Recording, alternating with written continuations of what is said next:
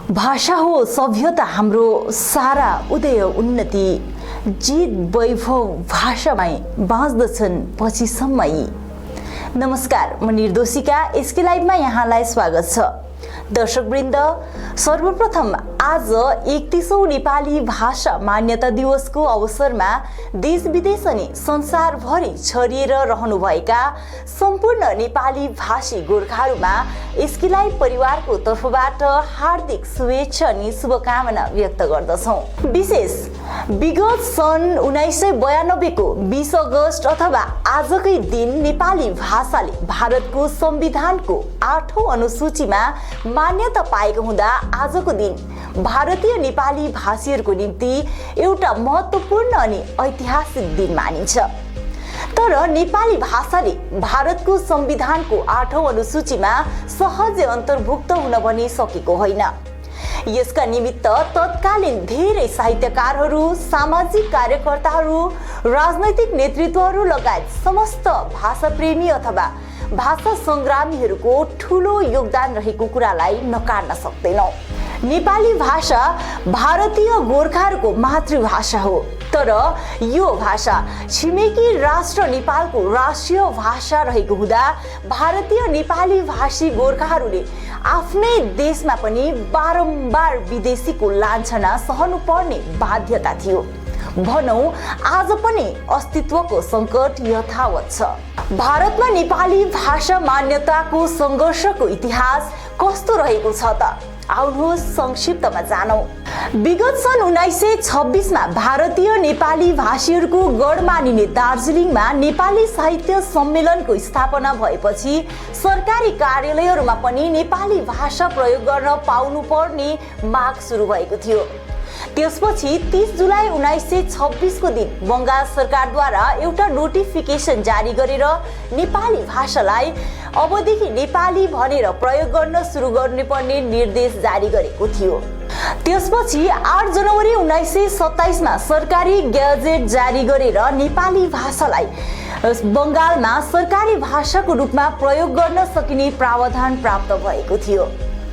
यसैगरी 24 जुलाई 1918 मा नै कलकत्ता विश्वविद्यालयमा इन्टरमिडिएट अर्थात् 10औं श्रेणी आइए र बीए कोर्सहरूमा पनि नेपाली भाषालाई भर्नाकुलरको रूपमा अध्ययन गर्न सक्ने निर्देश जारी गरिएको थियो। यस प्रकारका विभिन्न घटनाक्रमपछि भारत स्वतन्त्र भएको लगभग 9 वर्षपछि अर्थात् 18 जनवरी 1956 मा जागृत गोर्खा नाम गरेको पत्रिकाका सम्पादक आनन्द सिंह थापाले देहरादूनबाट भारतका प्रथम राष्ट्रपति डाक्टर राजेन्द्र प्रसादलाई एउटा पत्र पठाएर नेपाली भाषा बोल्ने भारतीय गोर्खाहरूलाई भारत स्वतन्त्र भए पनि विदेशीहरूलाई झैं आफ्नै देशमा पनि भेदभाव गरिरहेको बारे अवगत गराउँदै नेपाली भाषाले पनि संविधानमा स्वीकृति पाउनुपर्ने मागको उठान गरेका थिए।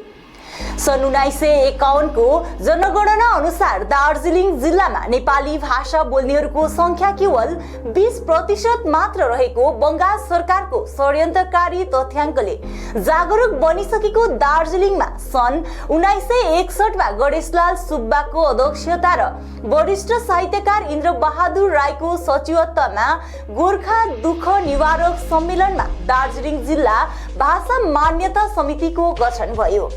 त्यसपछि दार्जिलिङका नेपाली भाषी गोर्खाहरूले पनि पश्चिम बंगालमा नेपाली भाषालाई सरकारी भाषाको रूपमा प्रयोग गर्न पाउनुपर्ने माग सुरु गरेपछि 1961 को पश्चिम बंगालको अफिसियल एक्ट अन्तर्गत नेपाली भाषालाई पश्चिम बंगालमा सरकारी भाषाको रूपमा प्रयोग गर्न सक्ने प्रावधान प्रदान गरियो।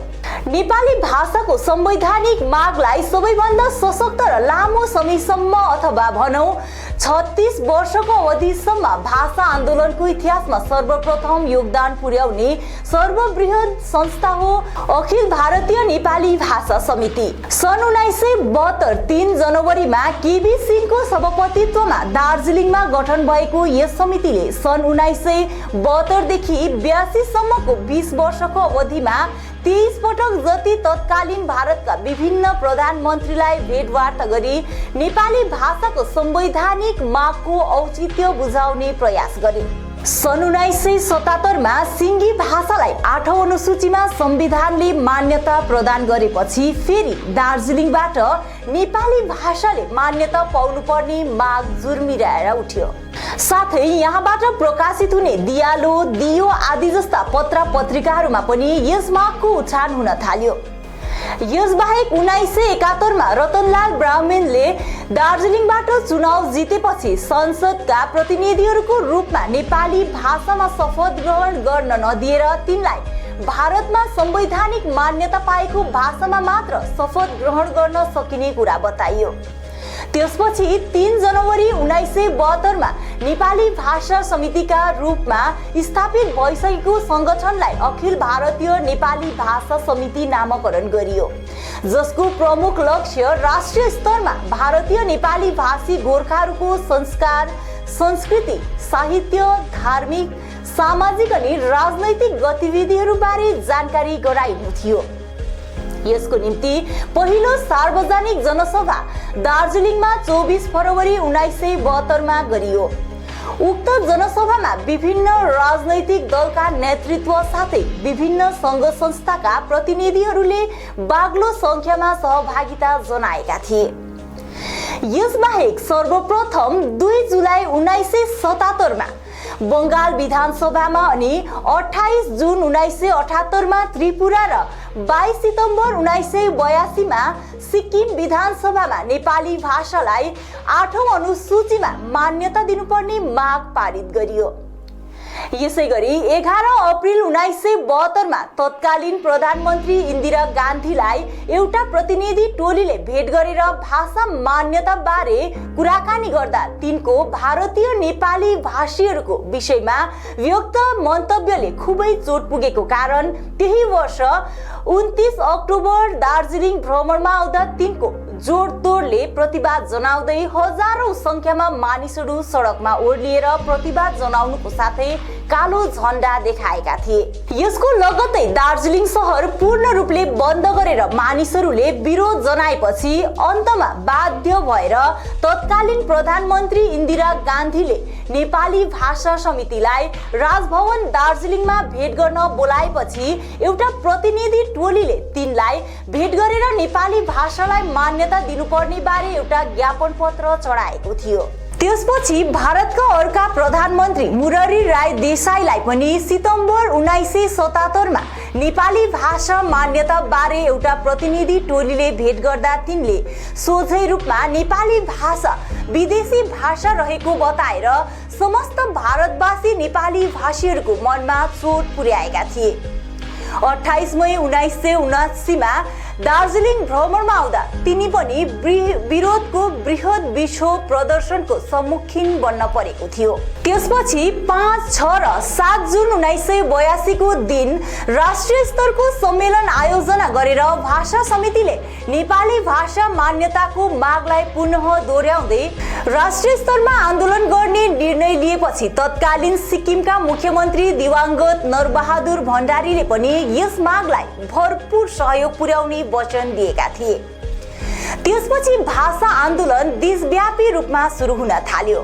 सन् 1983मा देशको राजधानी दिल्लीमा लगातार 3 दिनसम्म गरेको भोक हडतालले ठूलो सफलता हासिल गरेपछि यस मागलाई लिएर देशभरि नै बृहत चर्चा परिचर्चा भएको थियो। त्यसपछि 1990 को 11 र 12 जुनको दिन सिक्किमका तत्कालीन मुख्यमन्त्री नरबहादुर भण्डारीको कुशल नेतृत्वमा 2 दिने महासम्मेलनको आयोजना गर्नुको साथै भारतीय नेपाली राष्ट्रिय परिषद गठन पनि गरिएको थियो, जसको मुख्य लक्ष्य पनि नेपाली भाषालाई भारतको संविधानमा अन्तर्भुक्त गर्नु थियो। त्यसपछि मुख्यमन्त्री भण्डारी स्वयंले नेपाली भाषालाई मान्यता प्रदान गर्नको निम्ति विभिन्न राज्यका सांसदहरूसँग लबी गर्नको साथै तत्कालीन प्रधानमन्त्री बीपी सिंहलाई 4 सितम्बर 1990मा दिल्लीमा एउटा टोलीलाई प्रतिनिधित्व गर्दै गएर भेट गरी नेपाली भाषा मान्यताको माग गरेका थिए। सिक्किम भारतमा विलय भएपछि देशमा छुट्टै पहिचान बनाउन अनि भाषा संस्कृतिको संरक्षण अनि सम्वर्धन गर्नुपर्छ भन्ने तथ्यलाई ध्यानमा राखेर मुख्यमन्त्री भण्डारीले नेपाली भाषा साहित्य उन्नयनलाई प्राथमिकता दिएका थिए। त्यसैले भारतको 8औं अनुसूचीमा नेपाली भाषाले मान्यता पाउनुपर्छ भन्ने गरिएको आन्दोलनमा सिक्किमले महत्त्वपूर्ण भूमिका निर्वाह गरेको थियो। तत्कालीन मुख्यमन्त्री नरबहादुर भण्डारी, श्रीमती दिलकुमारी भण्डारी, दार्जिलिङबाट आरबी राई लगायत अन्य धेरैले नेपाली भाषा मान्यताको मागलाई निश्चित उचाइमा पुर्याएर भारतको संविधानमा मान्यता प्राप्त गर्न सक्षम बन्यो। नेपाली भाषा विदेशी भाषा रहेको अनि यसलाई भारतमा मान्यता दिन नसक्ने प्रधानमन्त्री देसाईको मन्तव्य रहेको थियो भने यस मन्तव्यले नेपाली भाषा प्रेमीजनमा ठूलो प्रभाव पारेको थियो, जसको उपज नेपाली भाषीहरूमा भाषा मोह अझ बढेर गएको थियो। तत्कालीन सिक्किमका मुख्यमन्त्री नरबहादुर भण्डारीको अध्यक्षतामा नेपाली भाषा परिषदको स्थापना गरियो। संवैधानिक मान्यता पाउन कुनै पनि भाषाले भारतको कुनै एउटा राज्यको विधान सभाबाट विधेयक पारित गरेको हुनुपर्छ भन्ने मतानुसार सिक्किमको विधान सभाले सो प्रकारकै विधेयक पारित गरेको थियो। सो विधेयकलाई भारतीय लोकसभामा मन्जुरी दिलाउन तत्कालीन सिक्किमकी लोकसभा सांसद दिलकुमारी भण्डारीले अतुलनीय योगदान दिएकी छन्, जसको फलस्वरूप 20 अगस्त 1992 मा नेपाली भाषाले भारतको संविधानमा संवैधानिक मान्यता प्राप्त गरेको देखिन्छ। यसरी नेपाली भाषी गोर्खाहरूको दीर्घकालीन संघर्षपछि अन्ततः नेपाली भाषाले भारतको संविधानमा मान्यता पाएको छ भने यसको गरिमालाई बचाएर राख्न तपाईँ हामी सबैको कर्तव्य ठहर्दछ। आधुनिक जमानामा अन्य भाषाको जति आवश्यकता अनि प्रयोग भए तापनि आफ्नो मातृभाषालाई हेय दृष्टिले नहेरौं। आज एक दिन मात्र होइन, हरेक दिन हामीले हाम्रो भाषालाई माया गरौं, यसको संरक्षण गरौं अनि आफू नेपाली भाषी गोर्खा हुनुमा गर्व गरौं। हवस् त, फेरि पनि हाम्रा सम्पूर्ण दर्शक वृन्दमा 31औं नेपाली भाषा मान्यता दिवसको हार्दिक शुभकामना व्यक्त गर्दै म निर्दोषिकालाई बिदा दिनुहोस् अनि तपाईहरु पनि हेर्दै गर्नुहोस् एसके लाइभ। धन्यवाद।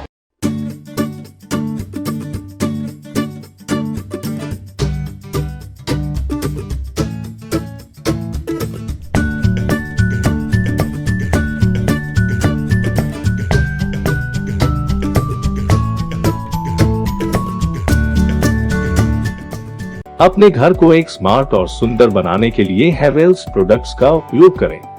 अपने घर की सजावट उभारें स्मार्ट लाइटिंग द्वारा।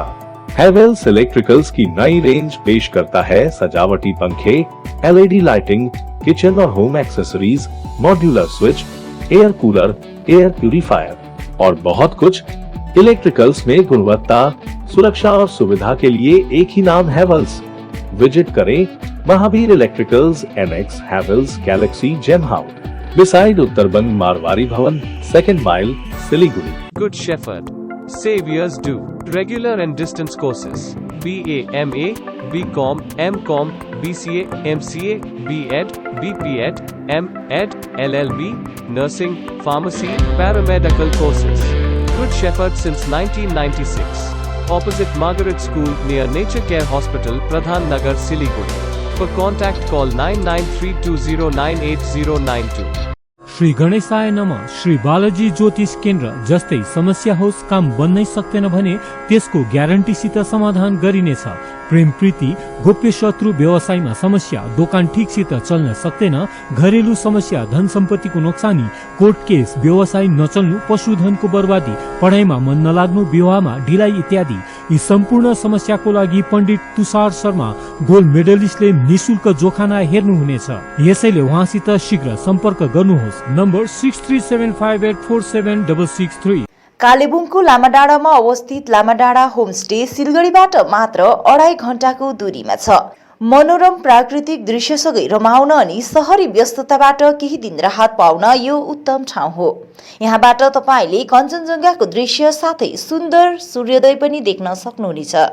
होमस्टेको अतिथि सत्कारले तपाईलाई आफ्नै घर जस्तो महसुस गराउनेछ। आफ्नो परिवारको साथमा छुट्टी बिताउनलाई एकमात्र लामाडाँडा होमस्टे। सम्पर्क नम्बर 9547151001। रुपयामा 1 करोड 1 करोड 1 करोड केवल 6 रुपियाँमा? सच्ची किन्नुहोस् डेढ साप्ताहिक लटरी केवल 6 रुपयाँमा अनि जित्नुहोस् पहिलो पुरस्कार 1 करोड रुपया। महावीर इलेक्ट्रिकल्स 50 से अधिक वर्षों के अनुभव और सद्भावना के साथ सिलीगुड़ी का लीडिंग इलेक्ट्रिकल्स की दुकान, जहां Havells Gold Medal, RR Cables, Crabtree, Legrand, Bajaj और कई अन्य कंपनियों के डिस्ट्रीब्यूटर्स और होलसेल व्यापारी हैं।